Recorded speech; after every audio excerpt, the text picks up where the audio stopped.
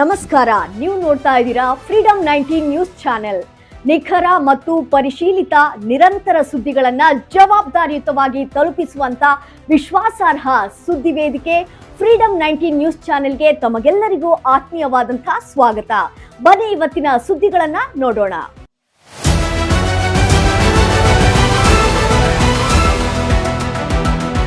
ವಿದ್ಯುತ್ ಸರ್ಕ್ಯೂಟ್ ಆಗಿ ದ್ವಿಚಕ್ರ ಗ್ಯಾರೇಜ್ ಒಂದರಲ್ಲಿ ಶನಿವಾರ ಸಂಜೆ ಸುಮಾರು 5 ಗಂಟೆಗೆ ಬೆಂಕಿ ಆವರಿಸಿಕೊಂಡು ಸುಟ್ಟು ಬೂದಿಯಾಗಿರುವಂತಹ ಘಟನೆ ಬಾಗೇಪಲ್ಲಿ ತಾಲೂಕು ಜಕ್ಕನಾಯಕನಪಲ್ಲಿ ಗ್ರಾಮದಲ್ಲಿ ನಡೆದಿದೆ.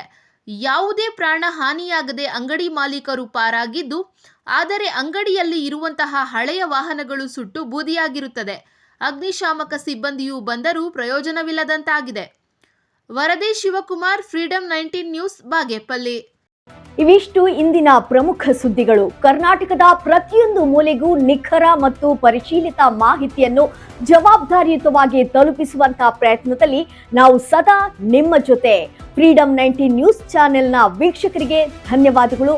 ಮತ್ತೆ ಭೇಟಿಯಾಗೋಣ ಮುಂದಿನ ಸುದ್ದಿಗಳೊಂದಿಗೆ. ನಮಸ್ಕಾರ.